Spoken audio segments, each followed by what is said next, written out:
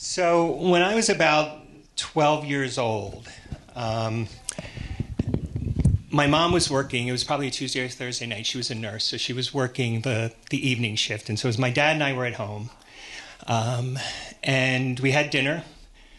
And then my dad settled into his Archie Bunker chair and proceeded to fall asleep in front of the big color TV. The TV was this big, but the screen was probably about that big. So I went upstairs to my room and I turned on my tiny little black and white TV. And on the screen, I had tuned to the UHF channels, which some of you are completely lost with what that means. And it was movie night on one of the local Philadelphia stations. And when the TV came on, I saw Mrs. Livingston. But it was Mrs. Livingston in a way I had never seen her before. Because I only knew Mrs. Livingston from The Courtship of Eddie's Father. I didn't know Miyoshi Omeki's amazing history, Academy Award-winning history as an actress. I just knew her as this woman I couldn't quite fit into why or what she was supposed to be in the show. For those who don't know, The Courtship of Eddie's Father was about Eddie and his father, who was a widower, like so many people on TV back then, if you think about it.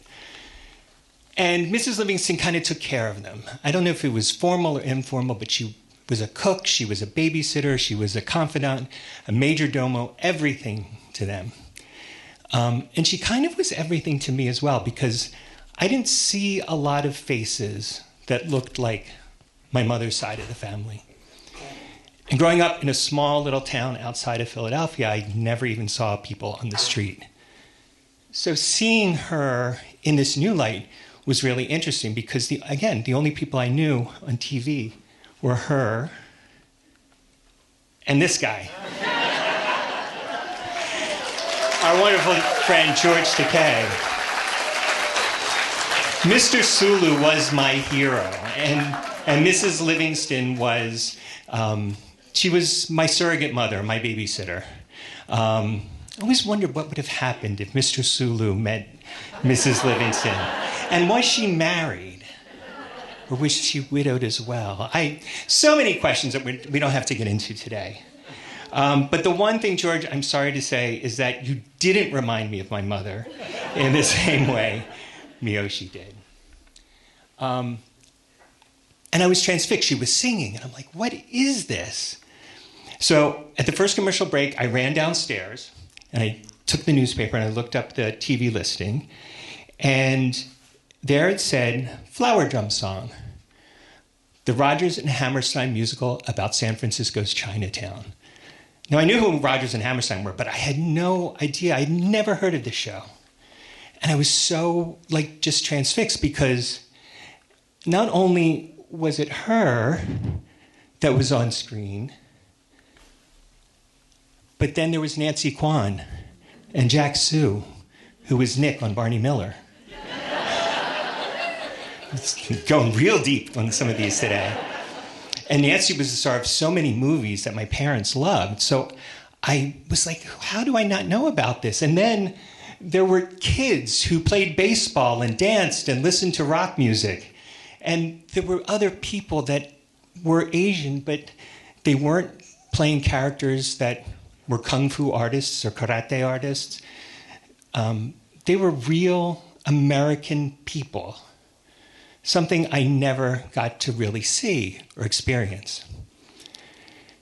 And that meant the world to me, and it meant the world to a lot of people. And I know that because Lily Tung Crystal, who's directing the upcoming production at East West Players, tells almost the exact same story. That was her introduction to Flower Drum Song, seeing it on TV and being introduced to this world that we, as a young kid, just so wanted to be a part of. For Lily and for others, I think it was a way to see a possible career path for themselves, that there are roles that can be for Asian Americans and playing real Americans. Later on, I would find the soundtrack in my parents' collection. When I did, I immediately put it on the LP and I started playing it and fell in love with the music again, because the music is beautiful. And little did I know that 50-some years later, the names of the people on the back of that album would be people that I've come to know, love, respect, and admire.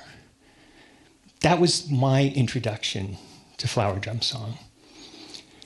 My name is Jim Herr, and I'm the director here at the National Center for the Preservation of Democracy at the Japanese American National Museum. It's my pleasure to welcome you here today. How many of you is this your first time here? Well, welcome. And I assume the rest of you either didn't hear the question or have been here before. But speaking of welcome, we cannot wait to welcome you back to JANM later this year as we begin reopening the pavilion. It will be a process, but it'll be a wonderful process in which you'll be able to go back to the pavilion, see the No Core exhibition, and all the amazing things that this transformational project is doing, the first in the building's history.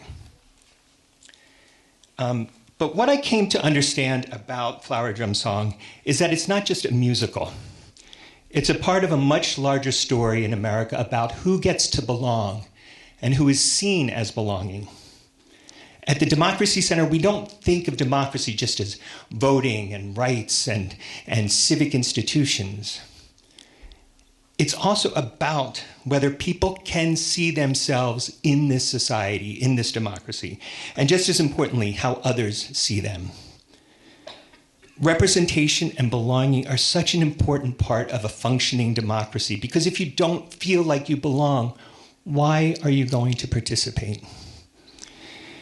When communities are being erased and history is forgotten and people are pushed to the margins, it's not only culture that suffers, it's democracy. We are living in a moment now where that idea of lack of representation, of erasing history, isn't abstract. It is happening in real time, in real life. Histories are being challenged, stories are being excluded, and the question of who counts as an American are being raised yet again.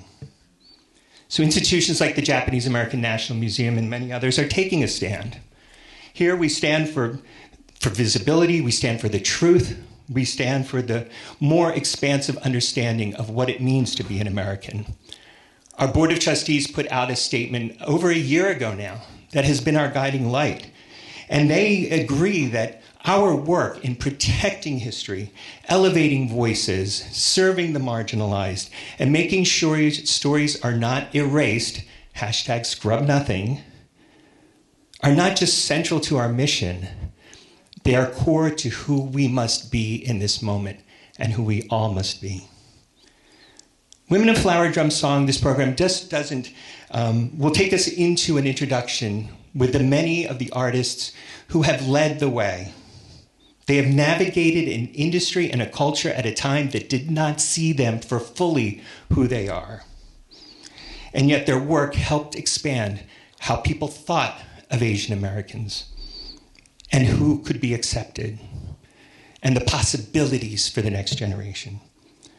Their stories remind us that representation is not just symbolic, it is transformative.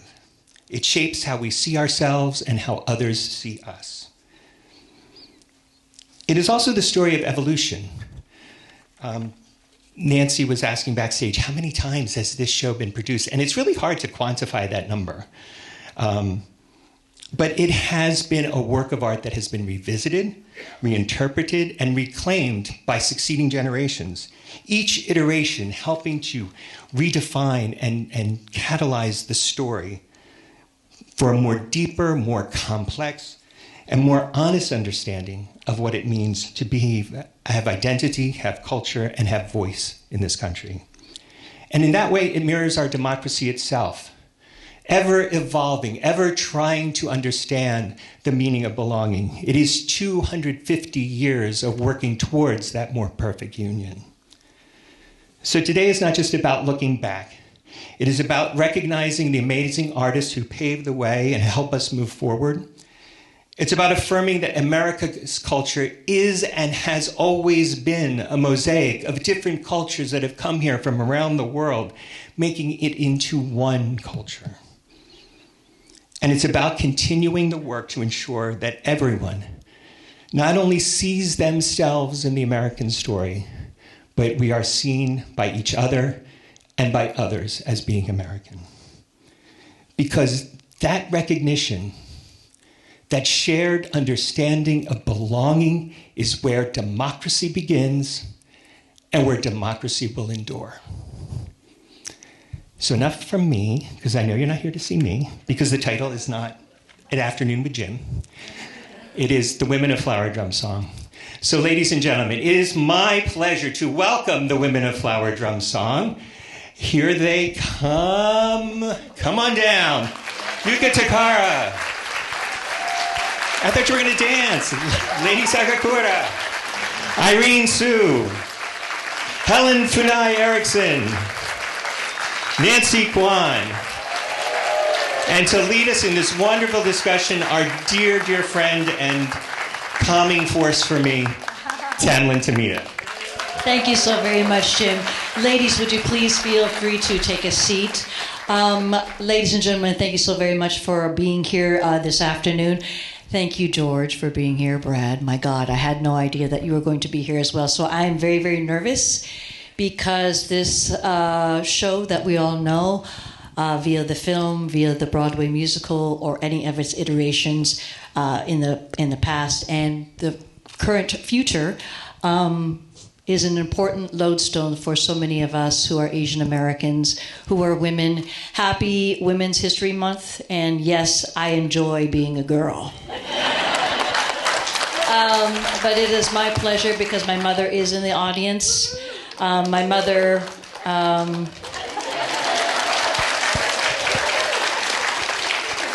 growing up with her because again, we have to really realize we did not access Flower Drum Song via our phones or put it on, VOD or get a DVD or CD player. I had to wait for it till it came on television or it had a revival screening. But my mom was a singer, and she was very influenced by Nancy Kwan, Pat Suzuki. So she was again, growing with these archetypes. When I was a little girl, and Miyoshi Umeki. These are cultural milestones and heroines that I know every single one of us can ascribe to as well. We're going to have a very light discussion about Flower Drum Song. Just to remind you, Nancy Kwan was Mei Li in the 1961 film Flower Drum Song. Oh, forgive me, not Mei Li. Oh, see, again. And again, I'm getting older too. Linda Lo. As well as Irene Sue, who is sitting in the middle. She was in the original film, Flower Drum Song. And did you have a character name? Because I was trying to... No, I was just It's okay. Technology. I was just a chorus dancer. I was 16 years old. And somehow I auditioned in New York for Hermes Penn, who I thought was Fred Astaire, and I was like scared. I was terrified.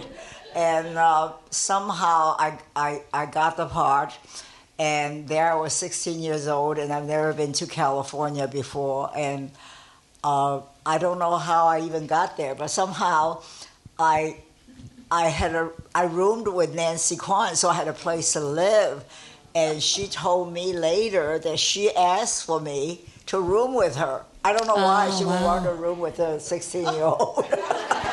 All right, so Irene, I was company, that's why. Right, that's right. And just to finish the row here, we have Lainie Sakakura, who was definitely one of the 3 generations connected to Flower Drum Song, as well as Yuka Takara, who was in the revival of 2002 of Flower Drum Song. But I think I'd like to start the conversation between Nancy and Irene, because they're in the film that most of us are familiar with. It was our throughway with this story. And last but not least, Helen Funai was in the original Broadway cast.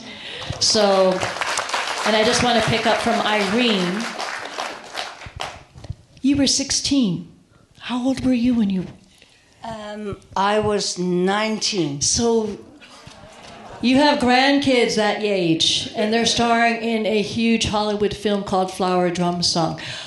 How did you come to that role, Nancy? We all know it through our research and Googling, but you being a British Hong Kong actor and taking this role that was a Broadway hit, what was it like to be in this Broadway musical? As I said, hello? Yes, this is on. This is on.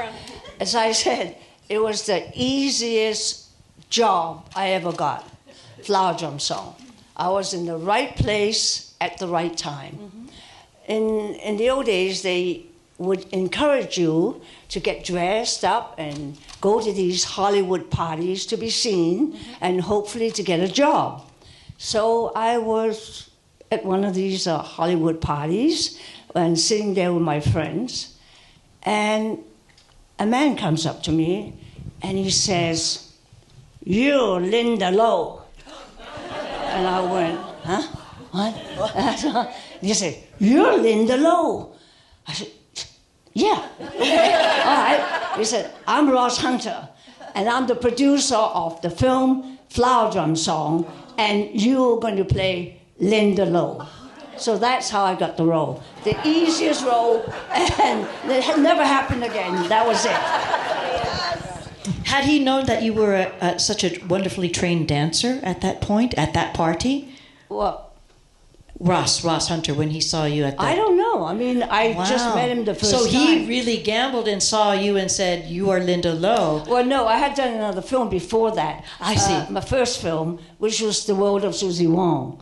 And you might have seen that. I don't know. That's right. So I was at the party. At the party. And Ross is a very charming man. Mm-hmm, mm-hmm. Great taste, made wonderful films, and wonderful to work with. I mean, in the film, The World of Susie Wong, he spared no expenses. It was one of the most expensive films ever made at the University Studio. And it was the first time, it was a film with an all-Asian cast. In a major studio, we were very, very excited. Mm-hmm. And I remember Benson Fong telling me, Nancy, this is going to be great. I mean, this is the first time we're in a major studio film with an all-Asian cast. Right. But we are going to do our best. And I said, yeah.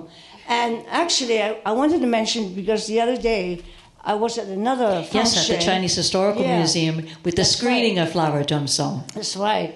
And Anna May Wong, who I always admired, was going to be in the film as Madame Liang. In Flower Drum Song.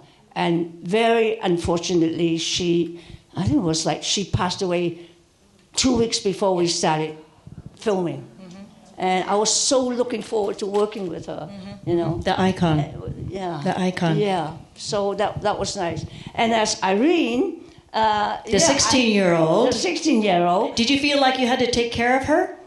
No, she could take care of her. She was very independent. And she had lots of boyfriends. In and out. Oh, yeah. Lots of them. In and out. So I went, oh, my God. What? Helen's such a prude. To be young. That's right. Yes. That's right. Right. So, right, Irene? No, I was just so happy that there was a limousine to pick us up to... Put the mic to your lips. Okay. There we go. To take us up to work every morning, and there's a limousine to drop us off at night. Because you were 16, you couldn't drive at that point.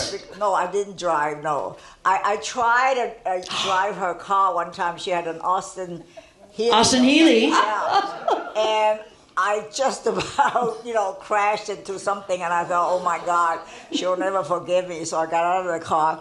And but I didn't realize that I was rooming with the star of the movie. Right. So that's why we got limo here, limo there, and everything. And I thought, this is great. This is how it's going to be like in Hollywood. And little did I know that's not how it is. But interestingly, the Flower Drum Song director kind of discovered me and put me in a very important movie that he was doing next with Jimmy Stewart.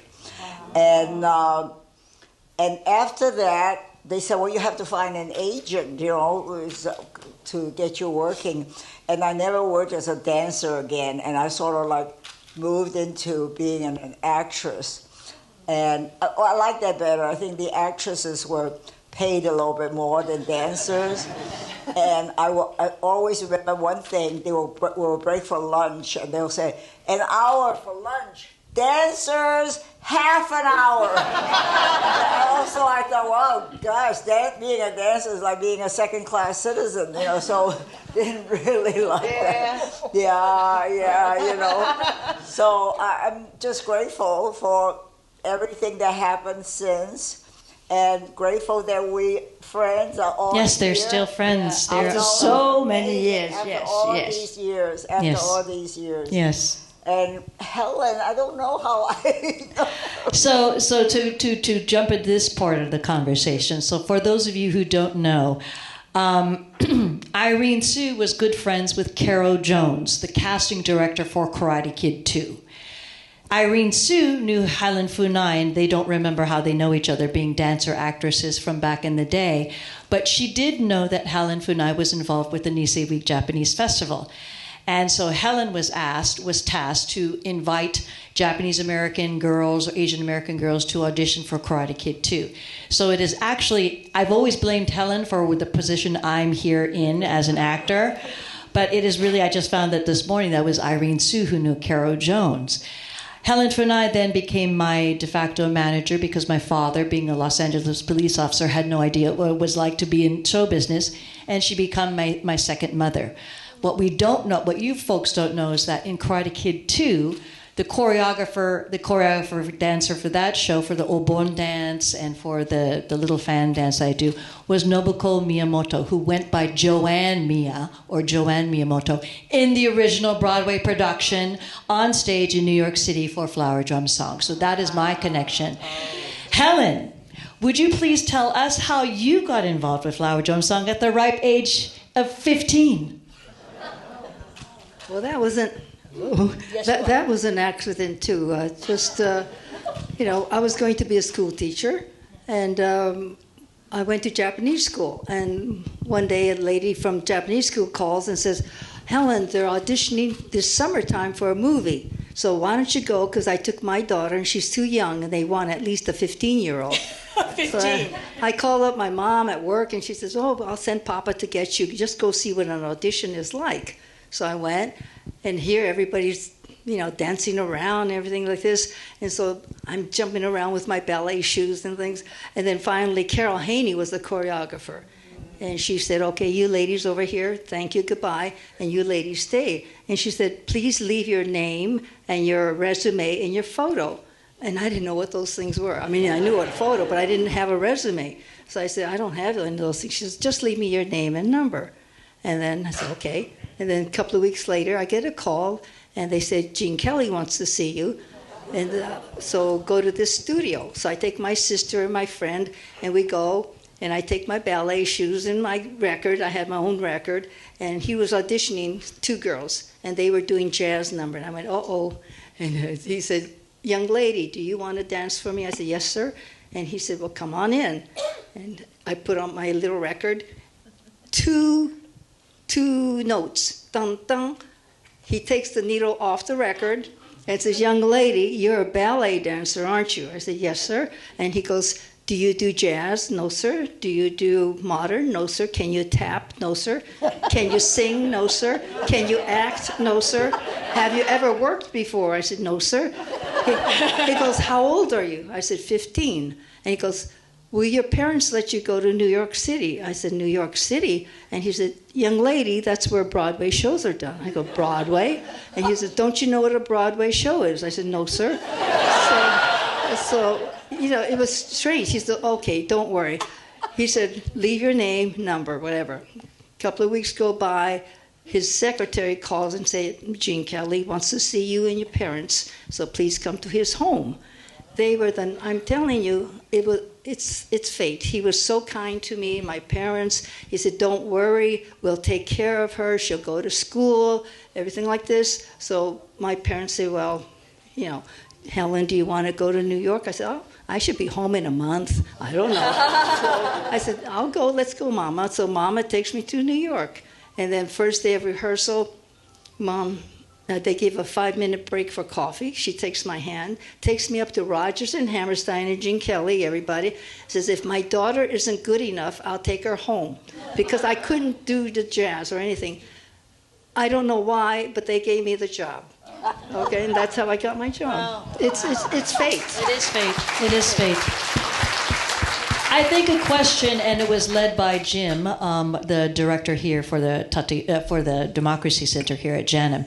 I think the big overlying question that I'm sensing from a bunch of you is, because you worked, all three of you, with Miyoshi Umeki. Could you please share a little bit about that woman, the woman that we all try to emulate in, hello, my father. I mean, I laugh and I make light fun of it, but being such a cultural heroine as Mrs. Livingston, as the first female Academy Award winner for Best Supporting Actress in Sayonara, as well as playing Mei Lee in Flower Drum Song, what was your experience in working with her? Any order. Miyoshi was in Flower Drum with us. Yes. And she's a very complex and interesting person. Mm-hmm. I thought so. As you are. Well, I don't know, thank you. Yes. But I thought she was. And as we started working, she's always very polite. You know, really, everything she bows and very polite. And I thought, maybe we should do that too to each other. I don't know, you know. So, but that's Miyoshi. Yes. She's very much like in the film, mm-hmm. in person, and very likable. And she I think she's a wonderful singer mm-hmm. and performer. And she was actually performing with Jimmy Shigeta before in Japan. Yes, she was discovered by Arthur Godfrey. Right, that's right. Mm-hmm. And so they knew each other. And I don't know, I saw, over the years I've seen her, we've been together and spent time together. And actually quite a few years ago, when I came back from Hong Kong, I went to look for her and they said she had moved. I said, well, where did she go? I mean, you know, and apparently her son, mm-hmm. she adopted a son, mm-hmm. and he became, I think he was a policeman. Yes. And he took her. Yes. And she went with him.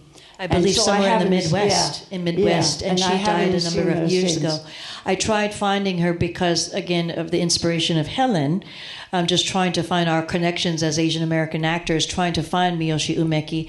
I tracked her down and her son, but she had passed as well as her son. So I know there is a granddaughter, I believe, and I'm still unsuccessful in connecting with her. But Helen and Irene, can you share with us your reflections of Miyoshi? Can I say just one yes, word? Of course, absolutely. About Miyoshi. You know, she threw her Academy Award away. Yes. I mean, it's a very famous story. Could you share that? She got pissed. Yeah. I don't know, for whatever, mad. And she said, it doesn't mean anything. Yes. And she threw it away. But that's Miyoshi. That's the kind of person she was. Mm-hmm. She's very independent. She knows what she wants. But sometimes very much not so. Very complex mm-hmm. and interesting. I mm-hmm. liked her a lot. Yeah. So, sorry. You can tell between the scene where you see Mei Lee and Linda Lo meet each other at that party, which I do think that dress that Linda Lo wears, that chartreuse cheongsam, is the inspiration for Nicole Kidman's chartreuse dress, because I go, that looks like Linda Lo's dress in Flower Drum Song. Anyway, Helen and Irene, what are your reflections of Miyoshi Umeki? And if you would like to fill in Jack Sue and Jimmy Shigeta. Oh. Yeah. For me, I don't know why, but everybody was so kind to me. I was 15. I didn't know anything about show business, but everybody called me Baby Helen. And Miyoshi was so sweet. One day she says, come to my apartment. I have some things for you. I go, oh. So I go to her place, and she's showing me these clothes and things. She said, take what you want. I said, excuse me, you know, I didn't know. So she said, you must have this. Guess what it was? A black baby lace negligee. Here, I'm 15 years old. I go, oh, thank you so much. Did you wear it? No, forget it. I never wore it. I just what do I do with the, baby? Helen. But anyway, I was really blessed. It's fate. I don't know why, but everybody was always so kind to me. Jimmy Shigeru, everybody. I met Jimmy later in Summerstock, and it was just. I don't know. He brought me peonies and things, and my mother loved him, and he was kind. And even Miko Taka. That's right. He and Miko Taka would always say, Helen, let's go for lunch. And I said, whoa. I mean, I was blessed. I was very, very blessed. Yeah, but unfortunately for Miyoshi, yes, I know, she became like a hermit. I don't know why. And it's sad. It's very sad. Yeah. Irene, do you have memories of Miyoshi? No, I really didn't know her because in the movie, we're in different scenes. That's right, yes. Yeah, so there was very little contact, but I was just always, I would watch her sometimes and I would just thought how amazing, because they had told me that she was actually a singer in Japan, Nancy Umeke, and that she was so convincing as this picture bride, Chinese picture bride. And the guy that played her father was excellent too. I forgot his name. In the film was Benson. Oh no, it's Tung. Yes. I don't know.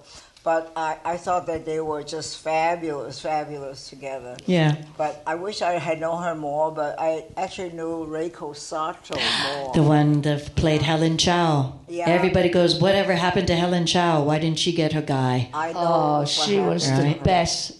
The best. Yeah. I spent a lot of time with Helen. Yeah. The character who sings Love, Look Away. Wonderful dancer. Yes, Love, the Look wonderful Away. dancer. It's my favorite in that song. ballet sequence, yes. But she got involved with Marlon Brando Yeah. big time. That's right. See? This is what happens. This is what happens.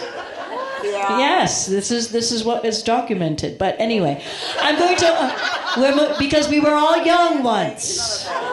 We were all young once. I'm going to open it up to the two ladies at the end because they're blushing now too. But Lainie Sakakura and Yuka Takara were involved with the 2002 revival, which was presented at the Marc Taper. It was the Amundsen or Taper? At the Taper in 2002. Correct? We did the Broadway.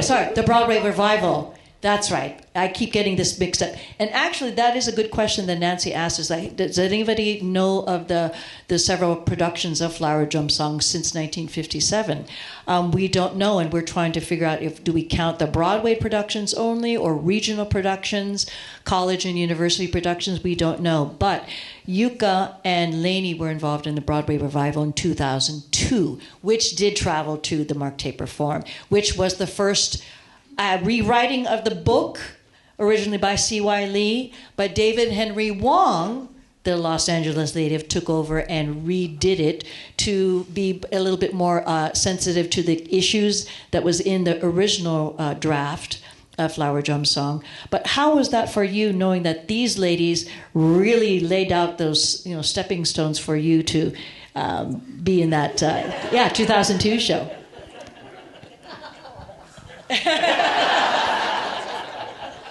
The view from my angle is like so spectacular.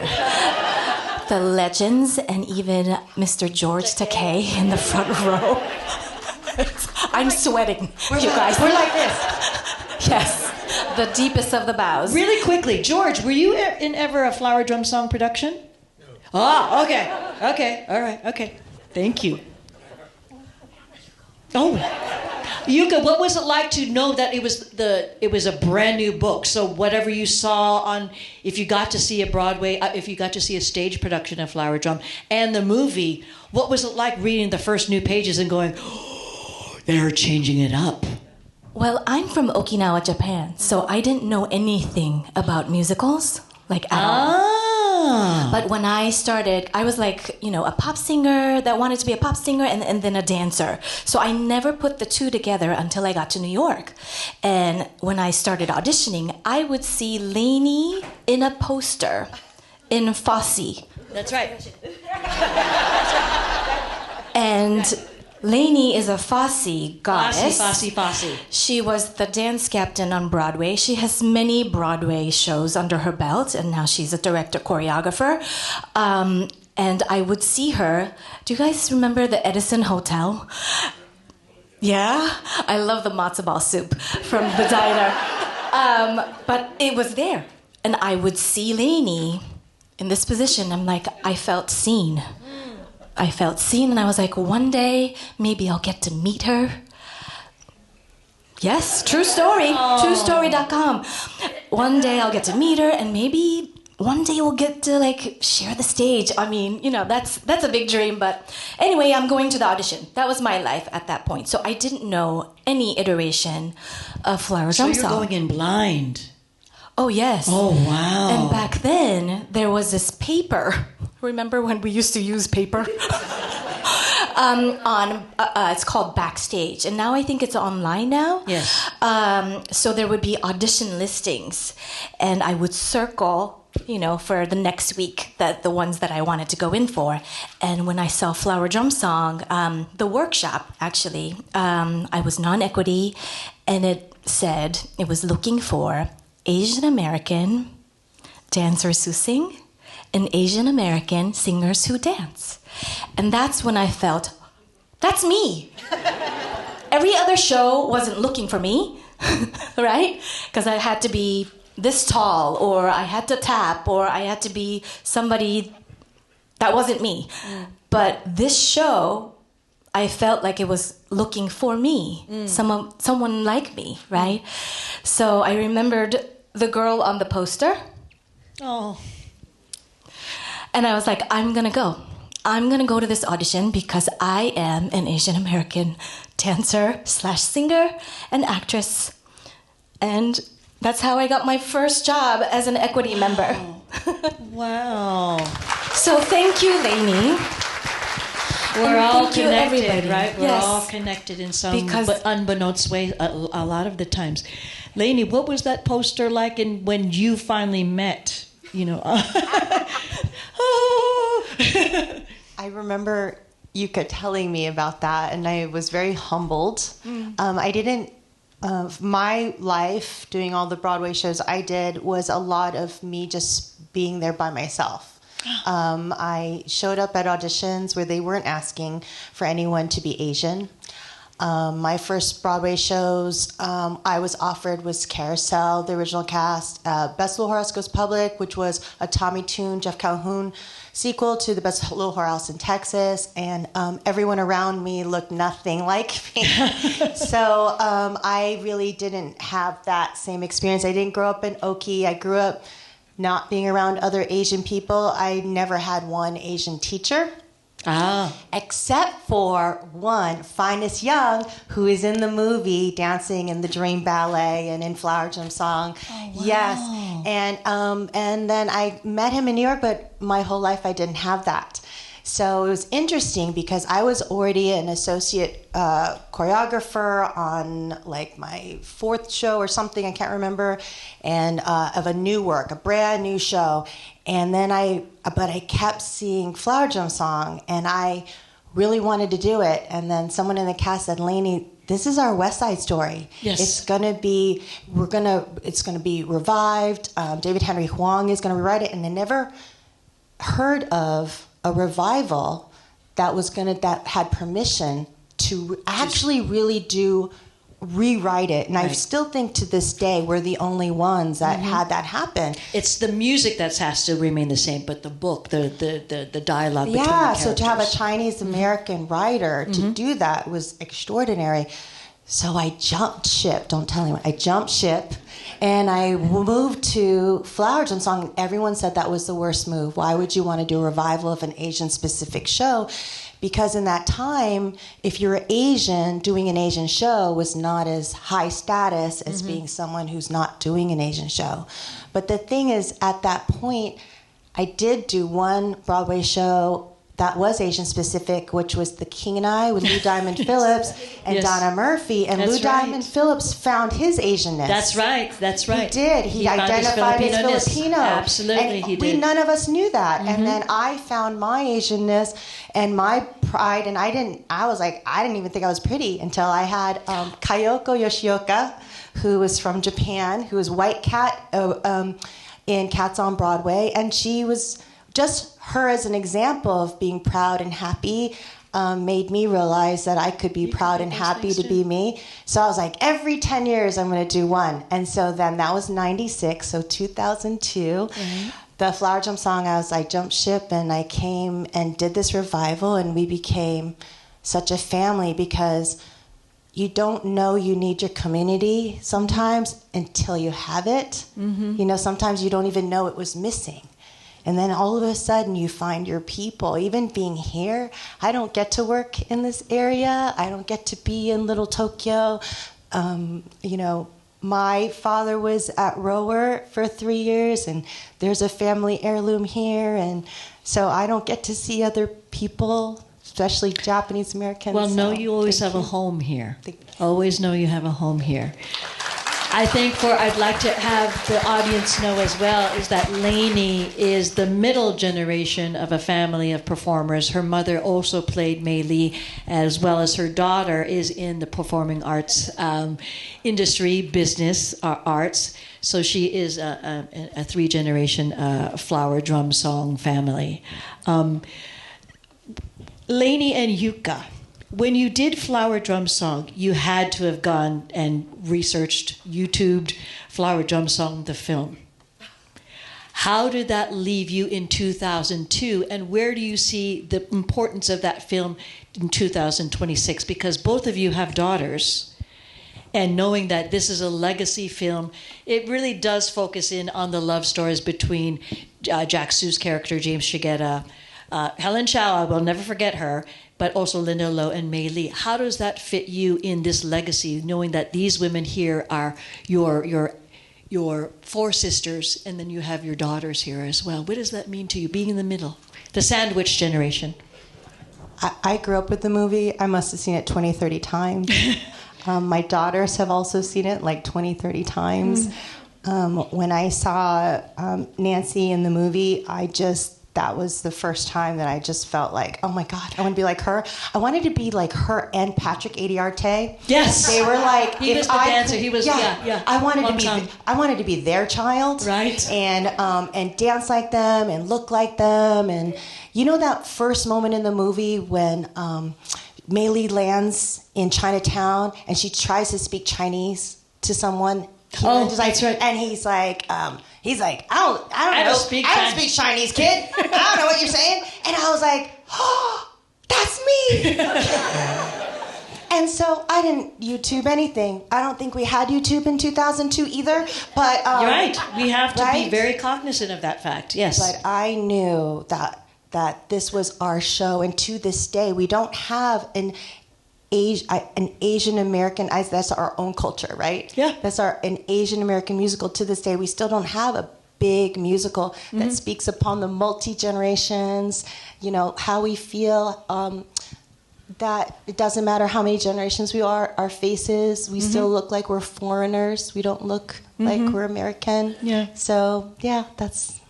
Yeah. Oh, wow. Thank you. So, Nancy, Helen, and Irene, when you see the younger generation, and we hope to see you at the East West productions of Flower Drum Song, which will start previewing April 16th. Yes. So it will preview April 16th and run through May 31st, I believe, at the Aratani Theater at the Japanese American Cultural and Community Center. You having grown up with us, what does it feel like to be our mothers? Our mothers, not only on stage, but on film, but also in the community, because I've grown up watching you, advocate for Asian American representation. You, Irene, and Helen, you're always saying, you got to go out there, but be careful because you got to get work. It's about being who you are, but also being representational about your artistry and whom your community is. What does it feel like to be in this room with us? And the phone? Is there a phone here? There we go. Thank you. You're doing very well. I try. You have big shoes to fill. It's hard. It's tough. It is hard. Tough. It is hard. Talking to all of us. It's tough. Yeah, thank you. I'll let him talk. No, but what does it feel like? Because as all of us get older, knowing that, you know, there are young women who are doing the same hard work as you are, and then the young women who are just coming up, it's like, what do we all need to know? It's like, it's work. It's a privilege, it's an honor, but what are the joys and if you had your audience, if you had, you know, a room full of young girls especially, it's like, what do you want them to know about telling stories, about being a dancer, about being an actor, about being in Hollywood, about being on Broadway?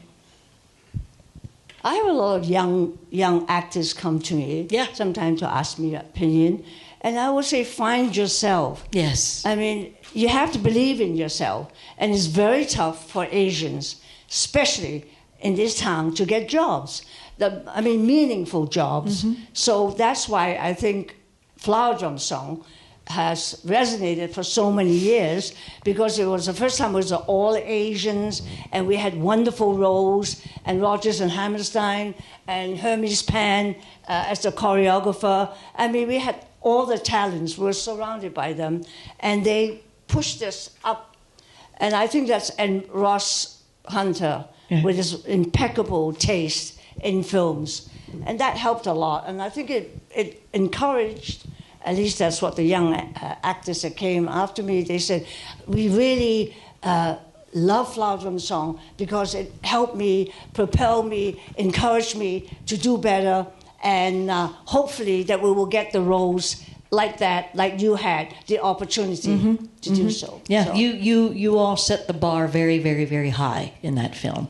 Just the characters of Mei Lee versus Linda Lowe. It's like the sweet young girl versus the sassy independent girl. I think each and every one of us wanted to be both those girls at the same time. And I think, you know, that film really encapsulates what it means to be an American woman, you know, and lucky enough to have a foot in our mother heritage. Helen and Irene, what does it feel like to watch, you know, these young girls and the younger girls and the younger generations to fill these stories that you originated when you were such young women? Are we good enough? You know, I've just... Put the microphone to your... Yeah, there we go, so we can hear you. I think that, you know, there's a lot of young actor, you know, friends of mine, their father, mother was always ask me, you know, what should they do and this and that. You know, I don't think it matters whether you're Chinese, Japanese, whatever, Korean. Mm-hmm. You just have to love what you do. Mm-hmm. You know, it's a passion. Mm-hmm. If you don't love what you do, you're not going to be successful. That's right. So if you have that passion, then you have to work hard. Mm-hmm. You're going to take any kind of job that's offered to you, you know, no matter how small it is, because sometimes one or two lines can lead into a lot of things. You know, one of the most versatile actors is George Takara. That's right. I mean, he crossed all the barriers. He didn't have to be just Japanese. Mm-hmm. And he was like Star Trek, I don't know, wherever people they are, you know, and you know, outer space people. And then we were even in a movie of Green Berets, Vietnamese. That's right. He played a Vietnamese captain who was absolutely convincing, you know, and well, I was a Vietnamese woman too. But you have to be versatile and you have to love what you do. Mm-hmm. You know, be a passion for it. And then you got to work very hard. It doesn't happen, you know. You have to have a certain amount of passion and talent, I would say. Mm-hmm. And the rest of it is hard work. Mm-hmm. Yeah. You know, and luck. And luck. Yeah. And luck. Helen, what do you have to share with us about the original Broadway production? Because there's this little snippet that I'd like to read from Nobuko's book. Oh. Yeah, yeah. Well, for me, because it's for me, I feel it's been fate for me. Mm-hmm. Everything. I wasn't trained to be a professional dancer. I had to work at it once I got into the business. And I learned also that you could be the best. You could be the best singer, the best dancer, the best actor, and yet still not make it in this business. Mm-hmm. But if it's not the process that you love, that you have to do, I don't think it's the right business for you.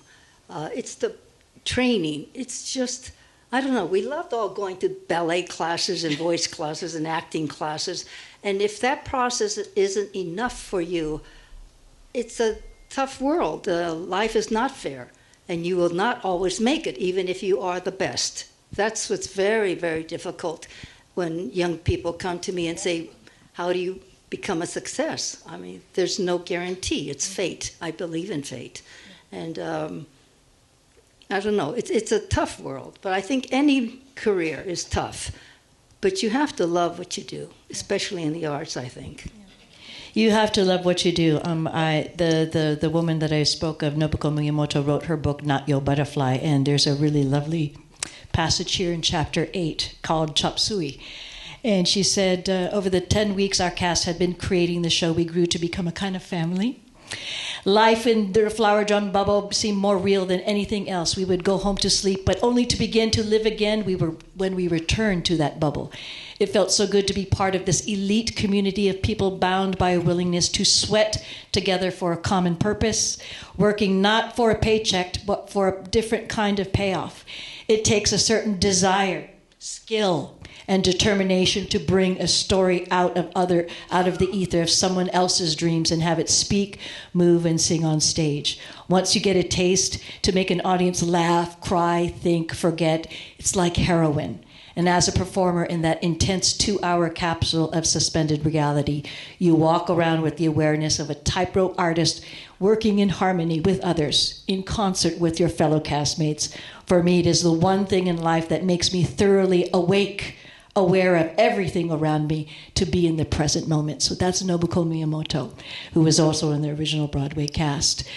I would like to just leave, Jim, do we have a few minutes before the 3 o'clock hour? I don't know if I can't see. But is there a looming question you would like to ask any of our, do you need some water? I think there's some water. Is there water here? In the chair? There you go. Let me open it for you. No, that's okay. Are you sure? Yeah, I'm fine. I always do it for my mom. There you go. But we have 10 minutes. So I'd like to leave it open just for a few minutes because you know what an incredible opportunity it is to have the Women of Flower Drum Song here from different iterations. Is there a looming question? No applause yet because we have 10 minutes left with this panel. But is there a question that someone is yearning to ask? Just raise your hand really quickly. Yes, question. Say it out loud, please. Yeah, Tamlyn, you asked them earlier to speak a little bit about Jack Sue and James Shigeta. Yes, Jack Sue and James Shigeta. Also, for East West Players fans, uncredited Beulah Quo is at the beginning of the film, as well as James Hong as the head waiter. So there are people. So what can you speak? What was like? And Alvin Inc., Jack Sue, James Shigeta. Alvin was beloved by all the women. All the women. So can you share a little about our beloved icons, Jack, James, Alvin, Beulah? That's Alvin. We love Alvin. Yes. We love Alvin. Well, Alvin, that's the adopted daughter. That's over there. Is Alvin's adopted daughter. Oh. Yes. He called her his child bride. Yes. Oh, really? And people at Trader Joe's would be like, what? And I'd be like, Alvin, stop. They're not going to understand the joke. Right. But we were like two peas in a pod. And, Alvin has worked with everybody actually here. I think Alvin's the only one that's worked with everybody, right? He was sort of our bridge. Yes. And Lainie actually put together the 60th anniversary of Flower Drum Song in New York. Before Alvin transitioned to be one of the angels in the sky. And it was such a beautiful moment because we got to have some of the original members. I mean, people flew from all over the world. And I think actually Alvin did more productions of flower drum song. You think? Yeah. I mean, every time I saw Alvin, he was going on tour and flower drum song, or he was doing another production of flower drum Did he song. ever play Linda Lowe? Just kidding. But I bet he must did. have. Yeah, he must have been Maybe able he to did. play Frankie or Dr. Lee or Wang Ta. He must. He must have been he did able to. Wang Ta, and when he was older for our version, right? Oh, he would kill me. When he was mature. Yeah, when he was mature. Yeah. For our version, they pulled the song, right? From Chin.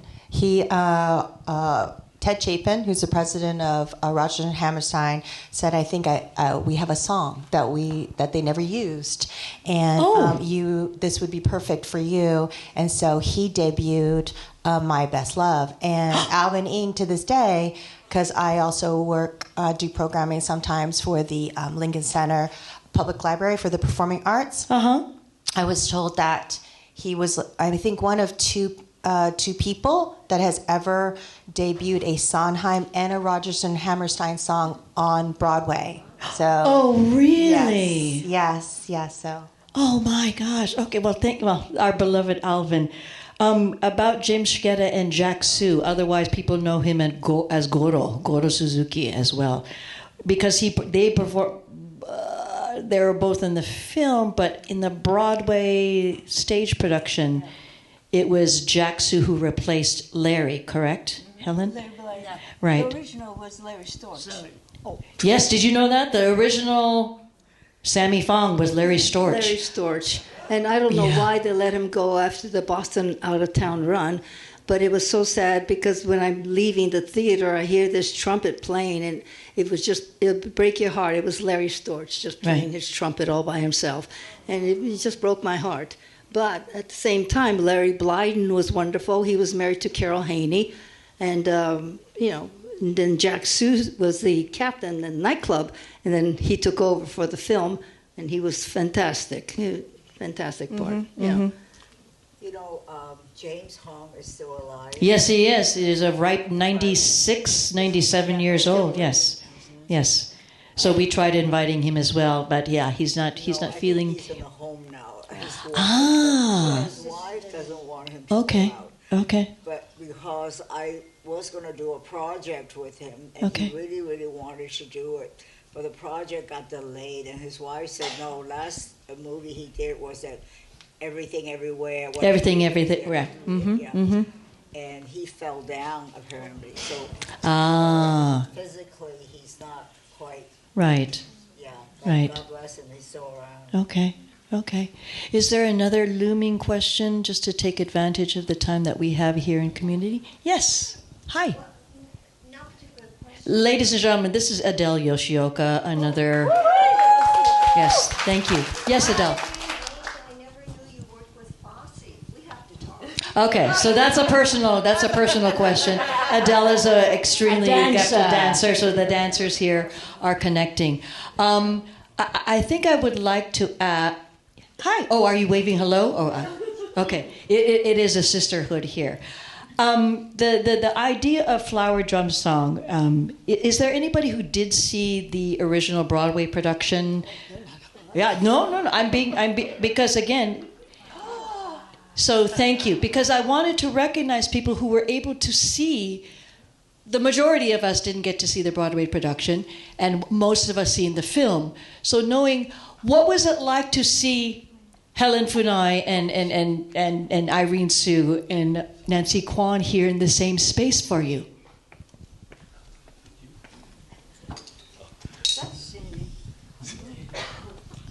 I was only 10 years old when I first saw the movie, and I became a Nancy Kwan expert and lifelong idol. I saw a production at the Carousel Theater in Anaheim with James Shigeta. Oh, wow. And he got to sing the song like a god that they didn't do in the movie. But Nancy and I have come full circle, and it's been a real treasure. I mean, this is my lifelong dream, and it's also my 75th birthday. But Happy birthday! thank you. It's your birthday today. It's our birthday Happy today. birthday. My goodness, thank you. So, ladies and gentlemen, again, knowing the specialness of this show, I really invite you to watch the upcoming production of East West Players' Flower Drum Song. My goodness, just to be on this stage with these heroines, these trailblazers, these inspiring artists has been a pleasure for me, as well as I know for you. And I invite you to come see East West Players Flower Drum Song starting April 16th, running through May 31st. Tickets can be caught at eastwestplayers.org, which George and his husband Brad are wonderful supporters of. And George, you need to sing us a song on the way out or something like that. But ladies and gentlemen, would you please give your warmest round of applause for Nancy Kwan, Helen Funai, Irene Sue, Lainie Sakakura, Yuka Takara. Thank you so very, very, very much.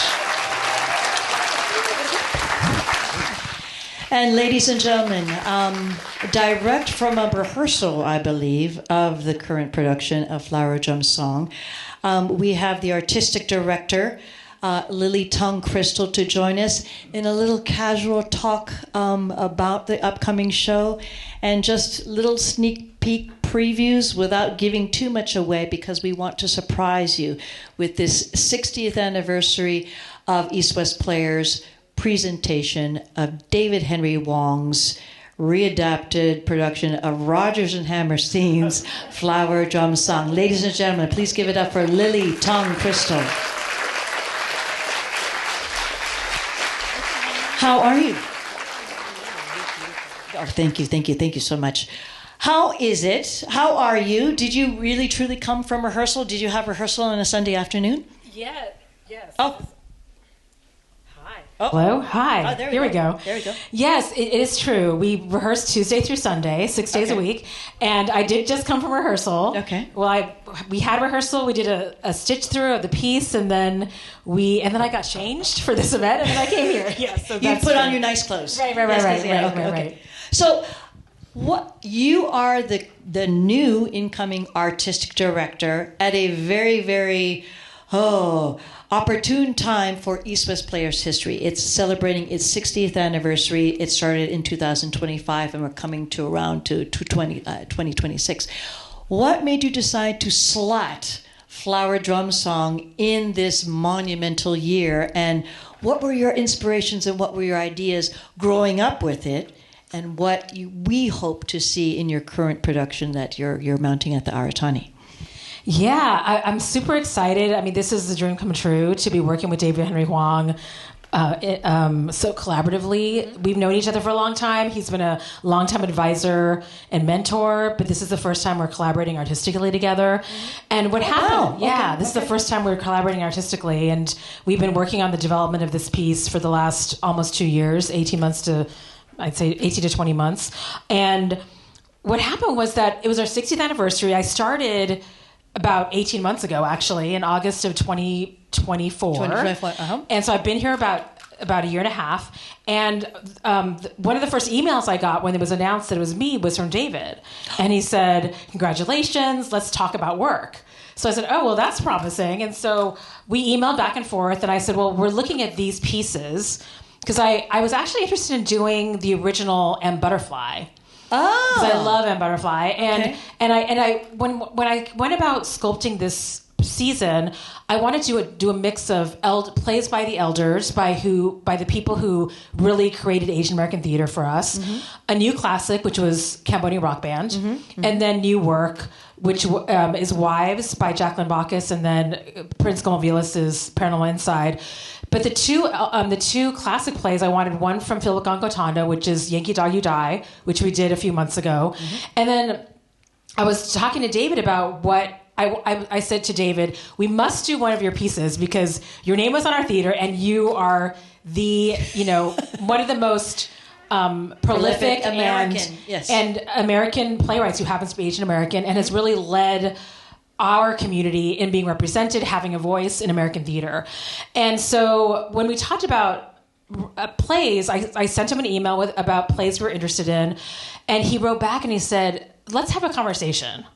So we called each other, and he said, well, I want to do Flower Drum Song. And he's like, I want to rewrite Flower Drum Song. Again. So he rewrote Flower Drum Song in 2002, and which I actually also directed. In 2019, I directed that version at Palo Alto Players in the Bay Area. Up north. Okay. Yes, okay. Up north. And so I love this piece. And he said that he wanted another shot at it because he said it was... When he did it in 2002 was his first revisical, he called it. Oh, okay. Like a revisical, like a first musical that he revised. Ah, revisical. A revisical. Okay. And he said that he thought that it might be easy to write a musical but he never done it before. But he's learned a lot since then. Yes. He's written many musicals and many operas. Yes. So he wanted another chance to really reclaim it for our community. Yeah. And to not lean into Broadway tropes, but really be clear to his vision of the piece and to update. And I think also at the time, the 1950s version seemed kind of dusty to him, that he wanted to revise it in 2002. And then today in 2020, at that time, 2024, the 2002 version was looking a little dusty also. So he wanted to bring it into the present day. Okay. And so we talked about, current issues like immigration. We talked about the role of femininity and feminism in the piece. And then in October of that year, I saw him in New York, and he said, "Who's directing? Are you directing?" And I said, I didn't really say anything. He's like, "You should direct." And I said, "Okay." So he asked me to direct, which I was really honored that he did, because even though I've directed it before, it wasn't in such close collaboration with him, because that piece had already been published. And so now that we're doing a new piece, we're in touch a lot between us two and also Annie Wang, our dramaturg, who is the associate artistic director of East West Players, and we've been working really hard on the dramaturgy in the new piece as he's rewriting it for 2026. And for those of you who, it's inside information. David Henry Wong is such a prolific writer that if you pull 10 pages out of a script, he'll go, "Okay." Listening to all the directors and the producers and the cast. "Okay, I'll take 10 pages out." The next morning, he'll bring in 40 new pages.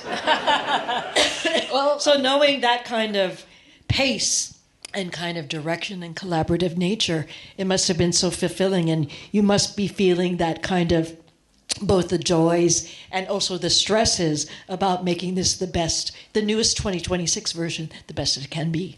Well, absolutely. I mean, it's such a big responsibility, and I love this show. I grew up an actor, and you grew up in the Bay Area too, right? No, I actually grew up, well, partly. I was born and raised in Los Angeles, actually, in the South Bay, but I would spend all my summers in the Bay Area because my grandparents lived there, and so I partly grew up. My grandmother lived on Lombard Street, Lombard and Steiner, which is not far from Chinatown. But we go to Chinatown all the time to have dim sum, to buy groceries, to buy herbs, and so I spent a lot of time in Chinatown as a child and as an adult in Chinatown in San Francisco.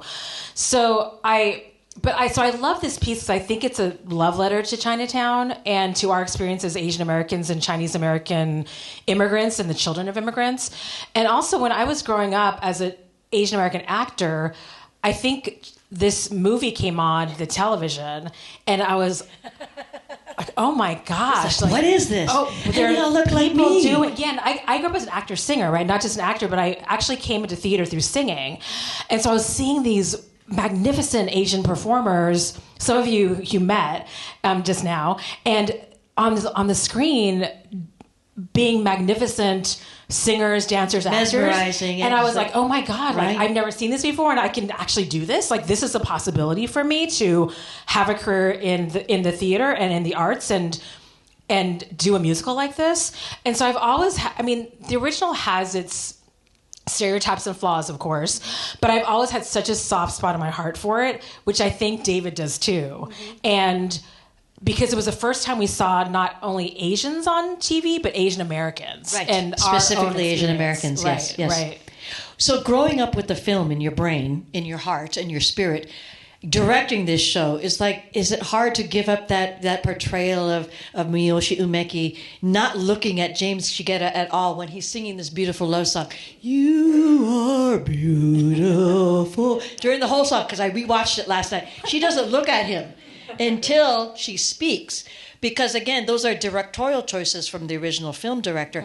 And then Nancy Kwan just being as sassy as she can be with Jack-Soo. I mean, how do you separate it as a director from what we all know from the film versus your new iteration of how you're going to interpret this, those two scenes and those two characters as well as everything else in Flower Drum? Yeah, I think that, well, the 2002 version is quite different than the 1950s version. So some of the characters are not even brought into the 2002 version. So this version is going to step off from the 2002 Correct. version. Yeah. There we go. Yeah, so David rewrote the 1950s version for the 2002 Broadway revival. And then this version is not actually structurally different. It's structurally very much the same, but the changes are more internal from to the 2002 scenes. version. Correct. Okay. Yeah. So knowing the film, we're not going to see the film on stage. No, you're going to see the 2002 version revised. But we're going to see the characters of the familiar ones that were. Yeah, Mei Li, Linda, Sammy Fong. But Sammy Fong in his version, in David's version, is very different than the Sammy Fong in the film. So Sammy Fong in this version is the father of Da, who is the love interest for Mei Li. For Mei Li. Yeah. Okay. Yeah. Okay. And this version's also more about the chop suey circuit and the conflict between the new generation of Asian Americans and their parents who were immigrants. And what I love about this piece, David's piece, is that I think a lot of American theater, or Asian American theater, has been written. There's a lot of plays about racism and discrimination, but mostly from the majority white community on Asian American communities. And David does talk about that in this script, but he goes even further in that he talks about the nuances of discrimination, intra-community discrimination, how we discriminate amongst ourselves in terms versus of Chinese versus Chinese American, right, Asian, right. Asian American. Yeah, like he talks about intergenerational conflict between Chinese immigrants and their children who were either born here or mostly raised here. He talks about the discrimination between Chinese immigrants and Chinese Americans and how long they've been in the country. And he also, it's a love letter also not only to Chinatown, but to the immigrant experience and as well as the chop suey circuit. Because the chop suey circuit, for those who don't know, from the 1930s to the 60s, there were marvelous cabaret performers. Nightclubs. Yeah, the nightclubs in Chinatown across the U.S., mostly in New York and San Francisco, who featured these magnificent singers, dancers, actors, and they were called, the Asian Fred Astaire, the Asian Ginger Rogers, like Dorothy Toy, the Asian, the entertainers, the comedians, and the comics. Yes. Yeah, and so those performers were so brilliant, but never got their due because they were not. Because they were Asian. They were Asian. And there was so much discrimination and was so hard for Asian American performers at that time in the industry. And so they really were the first people to establish the platform for East West Players to be founded. Wow. And actually this David talks about that in the script. Oh, really? So I invite you to come because there's also an homage to East West Players. Oh, in so the you're script. moving. So this is something that I'm gleaning, and I think a lot of us are. You're going to push the timeline to a little bit more modern day, so it's not going to be the 50s, right? The It's 60s. set in the 60s. Okay. Although his 2002 version was also set in the 60s. It was. It was, but this one I think is very much more, even more specifically, 1965. Okay. And one reason is because that's when Asian American identity was defined.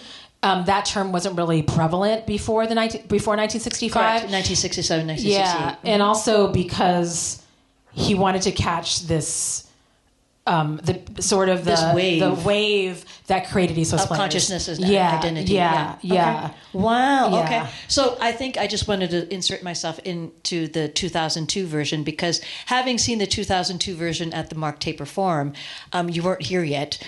Right, you weren't here. Were you here in Los Angeles? So I got to see it. I was not living in LA at the time. Okay.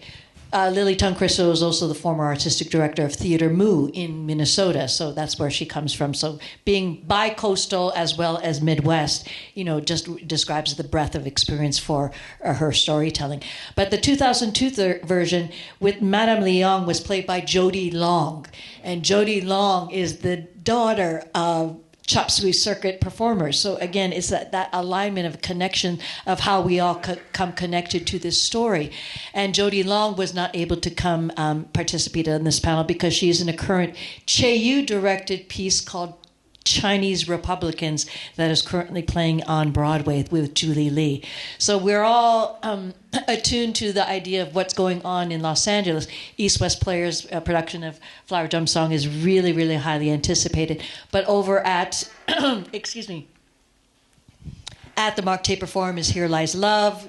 We'll be closing in a few days. I think we have this week a Filipino production about the people power movement in the Philippines. At the same time, in the Amundsen is In Choi's Kim's Convenience, which is a marvelous production that really spearheaded the sitcom. But also the sister theater called the Geffen Playhouse in Westwood is going to present Dragon Mama.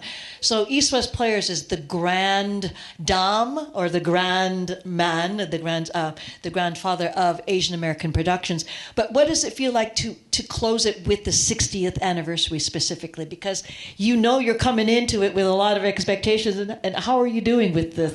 With this feeling, it's like, oh my God! But then all the young people are going to come in and say, why are you doing this? Because it's such a whatever descriptive, we should just never present Flower Drum Song. Why is it so important to us, and why do you feel like the younger generation should see it?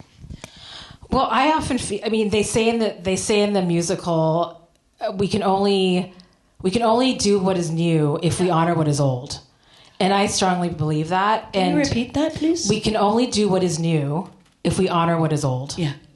And our work is built on the backs of the 60 years of artists that have come through East West Players, that have helped build East West Players, like you, like George, and like David. Mm-hmm. And the story this is our story, even if it's from 1952 and then 2002, this is our history, this is our legacy.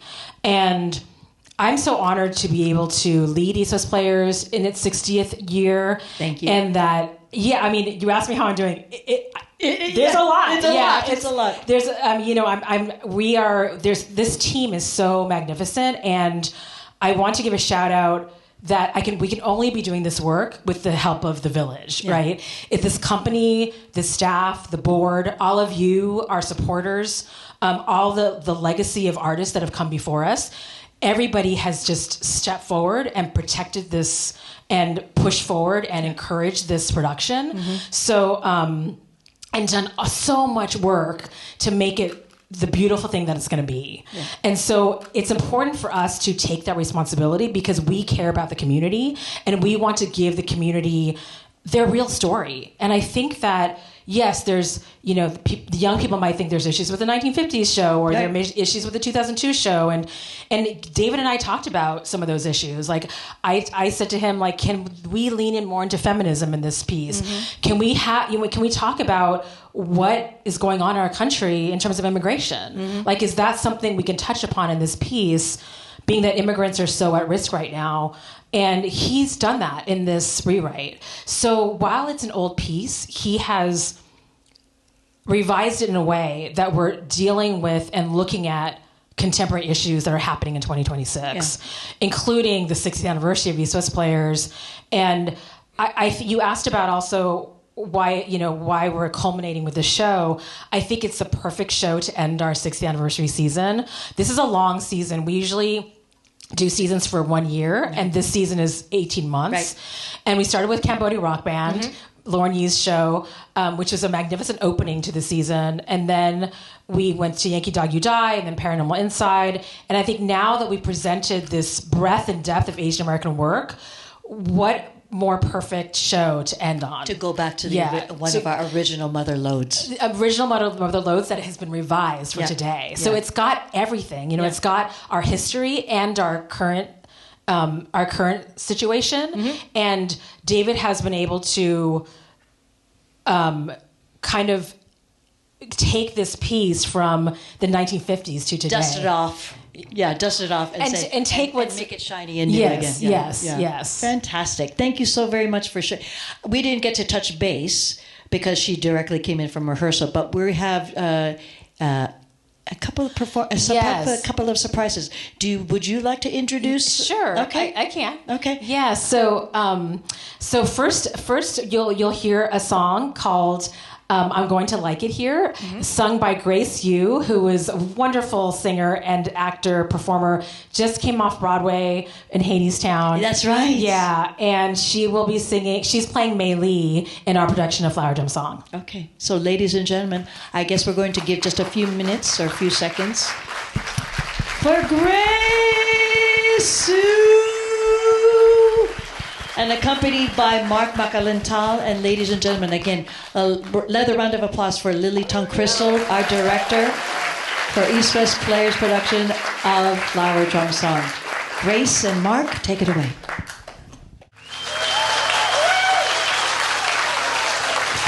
Wow, Grace. Everybody, Grace Sue. Thank you so much. My goodness. Thank you so very much for that sneak preview. I got to see Grace perform in Hadestown last summer. So it's, again, to have her here. Gracie, the East West Player Stage is going to be a wonderful treat. That was just a preview. Don't expect that performance every night because she's building towards it. We are still in rehearsal. But thank you for Lily for allowing us just a little preview of what you're going to present with us with this magnificent cast. Oh, of course. Thank Grace. I mean, she's wonderful. Yeah. And we're so lucky to have her. Yeah. You also remember Grace, you may remember Grace was in Mamma Mia. Yes, that's right. Mamma Mia and Takara. Takara was my Takara first play That's at right. East West Players with Leslie Ishii That's directing. right, Leslie Ishii. Yes, That's right. yes. Okay. Well, it's wonderful to have you back here. Thank you. Yes. Thank you. And again, the microphone thing. You heard how beautiful and clear and loud her voice is without the microphone, so you know what to expect in the Aratani. Theater children. Yes. But I would like to bring up to the stage as well. So Grace. Yes. Could you tell us which character you're playing? Because I don't want to spill the beans for this production of Flower Drum Song. Yes, I'm still working with our wonderful dialect coach, Patrick, but I will be playing Mei Li in the production of Flower Drum Song at East West Players. Okay, thank you so very much. And also, we get to bring up her female counterpart. She's a lovely actress that I had the pleasure of working with under East West Players workshop series. She will be playing the other part that most of you will know. But I'd like to bring up to the stage the young actress and the counterpart to Grace Sue, Miss Krista Marie Yu.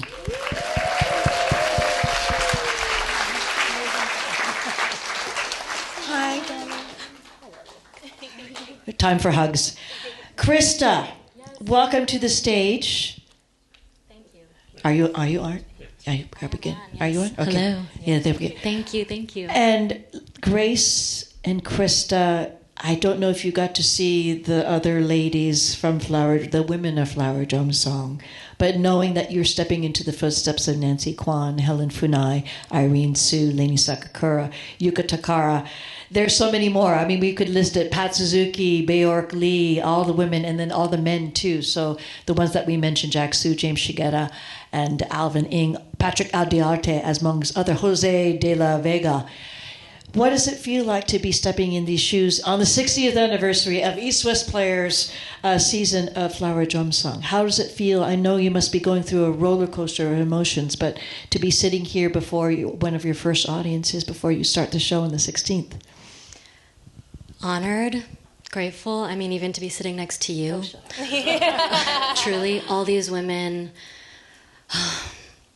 make me feel seen and made it all right for me to even pursue acting. They have made such a mark.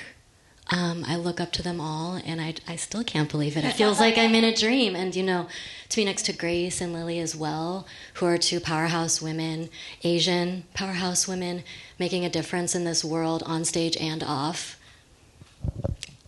Again, it feels like a dream. Yes, I'm piggybacking off of that as well. I can't help but see George here. And the last time I was at the Aratani Theater was in the production of Allegiance. Allegiance, that's right. Yes, and so to be in the same space with you for this 60th season, to be coming back. I was last seen in Mamma Mia in 2019 at East West Players stage, but to be also back at the David Henry Hwang Theater and having David Henry Hwang just in the room with us, giving us new pages. I had the incredible honor of working with him 2 years ago on another one of his musical baby, Soft Power. So that was really fun to be able to play Hillary Clinton, hot button.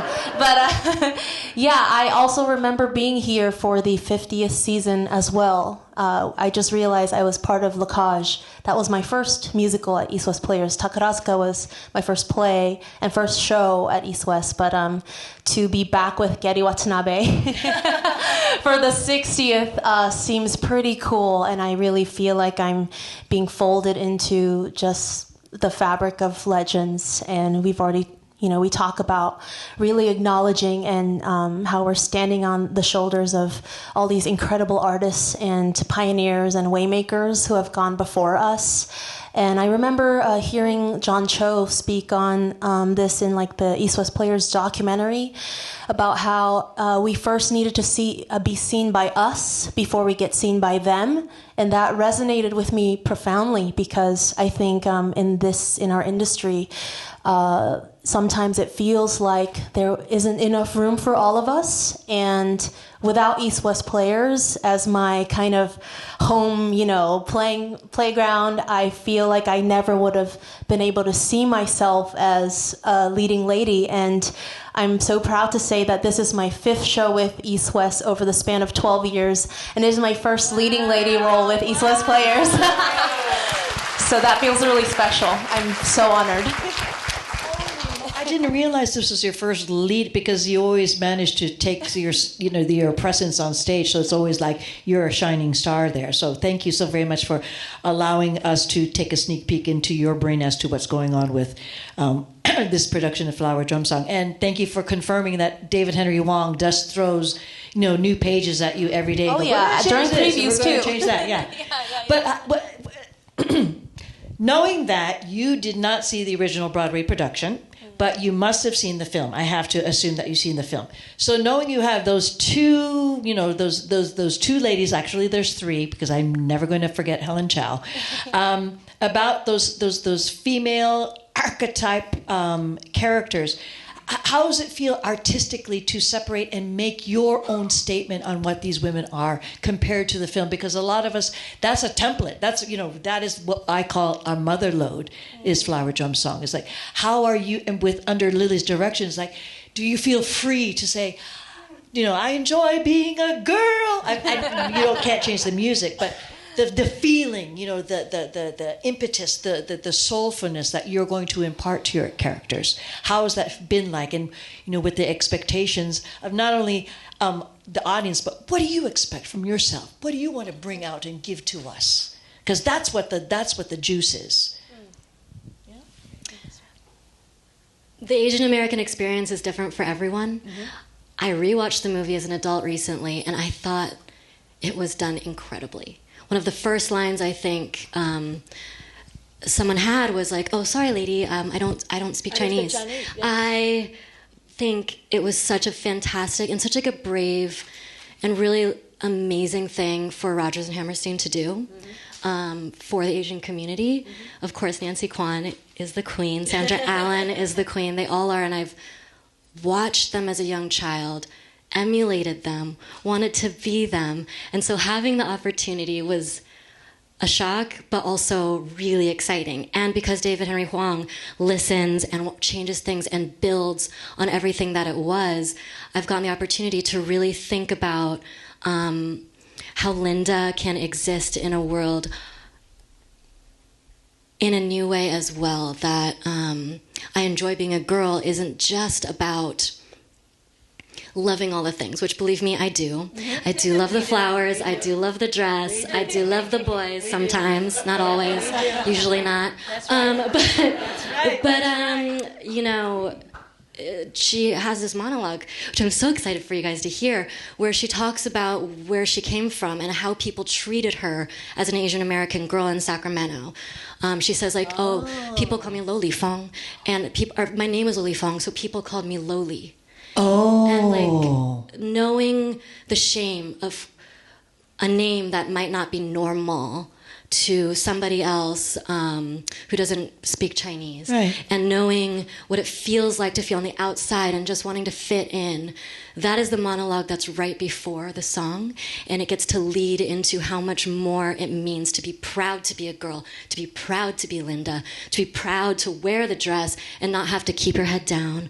And just, own it. I know Lily has been really working hard at making sure this show comes from, I don't want to speak for you, but a feminist standpoint. Yeah.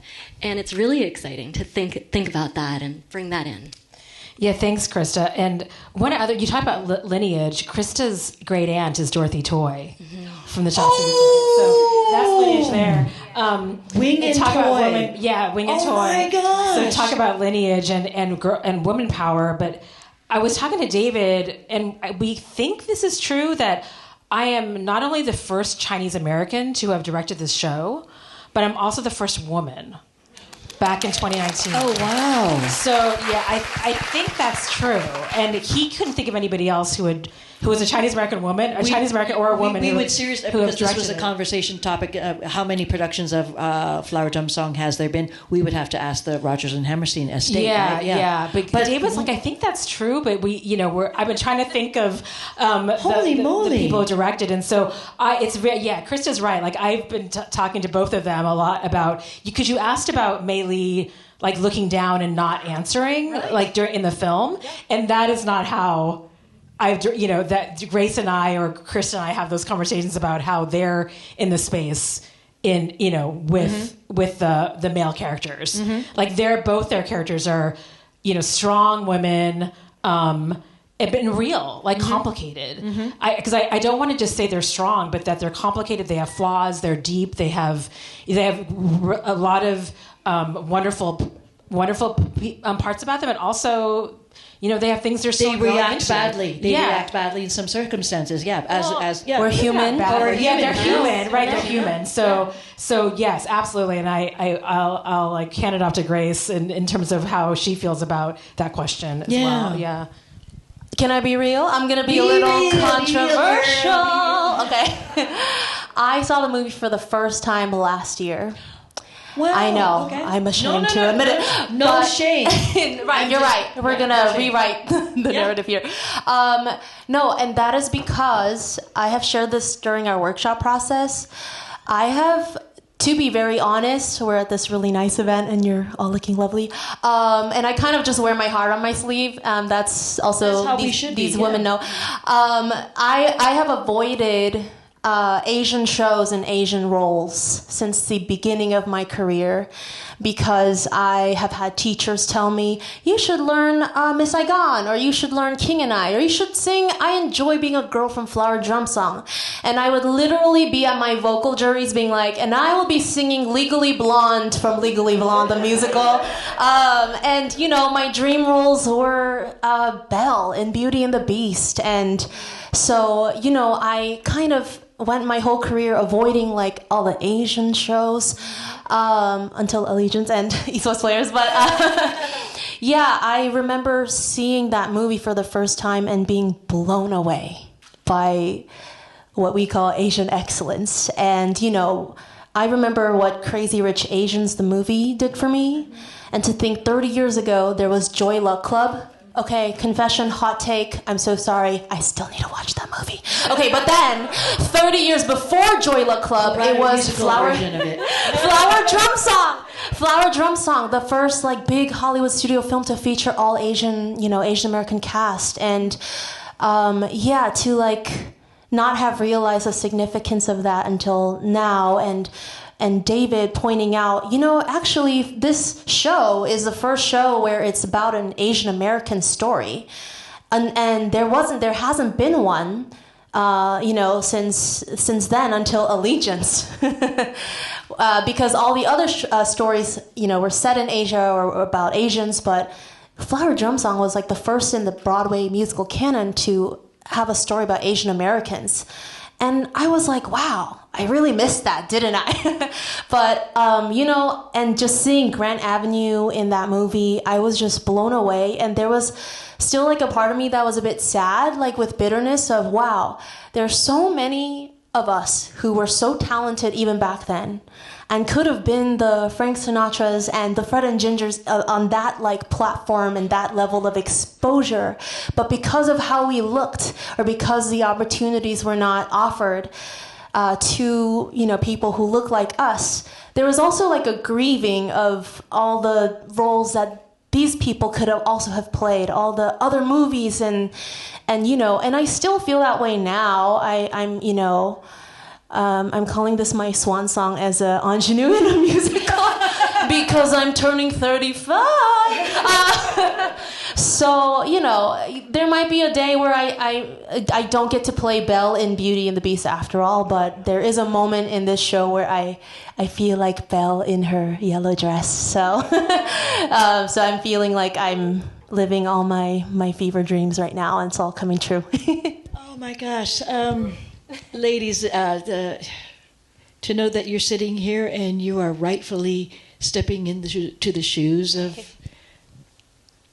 Helen Funai and Irene Sue and Nancy Kwan and Miyoshi Umeki.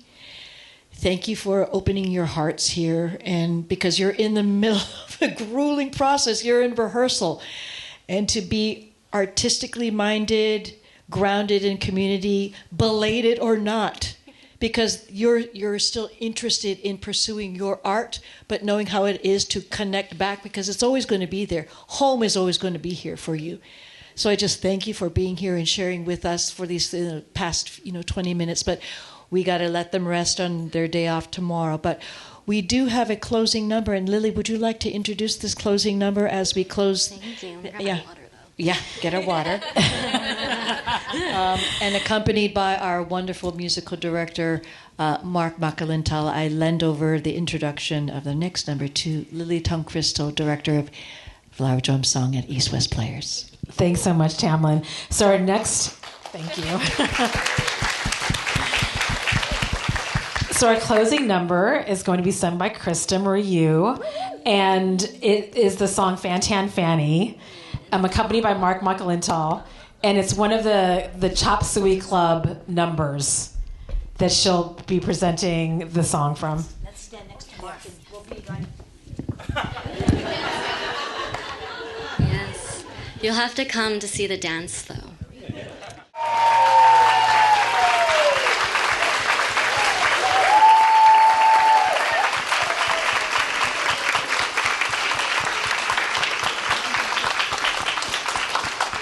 What are you going to do, Tamlyn? I already, that's just, we do Sunday. Like, I know, communication between I love that number between the young kids and the older. It's like, what are you talking, Pop? That's Bop. Now the kids go cap, no cap. So it's again that. So what did we learn today? That we are all connected from a very, very motherlode of a story. That there are right answers, there are right perspectives to a story that is loaded with stereotypes, that is loaded with tropes, but that we can always come back to and revive it, revise it, and make it ours again, and hopefully invite people to know that the tickets are on sale. We're going to sell 44 tickets today, right? 44 tickets. You don't know what this lady will do to people. So please, there's East West Players is out there. Buy your tickets. They're preview nights. There's opening night. There's yes. I don't know about opening. And it's going to run for 6 weeks, so April 16th through May 31st. You can also go online, eastwestplayers.org, for tickets, for more information for the cast. Emily Kuroda is in it, Getty Watanabe, Mark Oka, a number of young persons. So we're always going back into our pool of talent, but also investing in the younger pool and bringing them up, a la Grace and Krista Mariu. So we're just so very thankful for your interest in this show, and Jim, thank you for hosting and organizing this event alongside Lily Tung Crystal and the Japanese American National Museum. You know, thank you. One of the things I learned is also representation and how important that is not only for our community and how we see ourselves, but others. East West Players, I think you may know this, East West Players and the Japanese American National Museum, probably like 5 years ago now, were selected from all of the organizations across the country to be one or two, I guess, of a handful, I think only 20 organizations that were named America's Cultural Treasures. We were the only two in California, so LA. And so we take that moniker very, very seriously in terms of making sure we have representation, making sure that our stories are told, that we scrub nothing, and that we have a place to celebrate. We need to celebrate a lot more these days. We need joy. Hopefully this brought you some joy today. I just want to thank some people because they bring me joy as well. Kate Lee up in the booth who is keeping me honest. Helen Ota, who may have stepped out, but y'all know Helen Ota, who has stepped in to help East West Players and us. She's the bridge that helped us get here today. I think you may know this group, the Nikkei Women Legacy Association, who helped promote this. These are former Nisei Week queens, which you and Helen are, right? And Helen Funai as well. They do so much for the community, for the arts. We love them so much. In addition to where are our members, our JANM members out there? I know some of you are. Thank you so much. Our members and our volunteers are the heart blood of this organization. They ground us in history, and they keep us honest, and they keep us moving forward. East West Players to Lily and Aaron and Helen, who was helping out, as I mentioned. The cast, it's just... This is what I had imagined when we were thinking about we've been waiting for this a long time, and we're so it's coming to the fore. So we're so excited. Sayana and I don't know where Evan is, who's been doing our videography for our Media Arts Center here, our award-winning Media Arts Center here at the Japanese American National Museum. And finally, Sophia Alvarez. Yes, Sophia. Who is she's my Mrs. Livingston. There she is. She gets me so through sweet. the day. She feeds me. She makes sure that, I'm where I'm supposed to be and when I'm supposed to be there, and everybody should have a Sophia. So thank you, Sophia. Give her a nice round of applause. Thank you, Sophia. I hope she's still here, but our president and CEO, Ann Burrows, has stopped by. Ann, we love you. Thank you so much. Thank you so much, Ann. She has been steering this ship in these very difficult times, and with her and the board, we are going in the right direction, Absolutely. I think. Yes, thank you so very much. I hope I didn't forget anybody. I do, because I do see the very, very important person, Mari Tamura, the better half of Randy and Mari Tamura, who were the sponsors for this event, the Women of Flower Drum Song, along with their friend Susan Stern. And being here with us today, we'd like to really acknowledge one of our forefathers here in not only at the Japanese American National Museum, but in Little Tokyo, Los Angeles, California, these United States of America, but also the world and the universe around us, George Takei, who has been here. My hero. Thank you so very much for your consistent support and presence. And ladies and gentlemen, we'll be sure to see you at the theater at the Aratani. Yeah, remember Theater, it's at the Aratani. At the Aratani Theater at the Japanese American Community Center and Cultural Center. But we really look forward to seeing you at Flower Drum Song and knowing that it touches the young persons in you, having seen the original Broadway production or any stage production, but also the film, but also know that we are going to see bright new young talent in its current iteration at East West Players. So thank you so very much. I also want to thank the beautiful and talented Tamlyn Tomita for her help with this today and keeping me calm and grounded in the back as well. East West Players for being our green room hosts. And thank you to all of you who came out on this Sunday. You could have chosen to be anywhere today on this beautiful Sunday. Thank you for coming out. As a reminder, we have a light refreshments in the lobby and in our democracy lab. We always want people to leave with some sort of action, and that is to support Asian American theater, Asian American film, Asian American artists, support the organizations that are doing or on the front lines making sure that we have representation. We could use your monetary support, but we also need your bodies and your kindness and your love and telling people about us. So thank you very much, and have a wonderful rest of your day.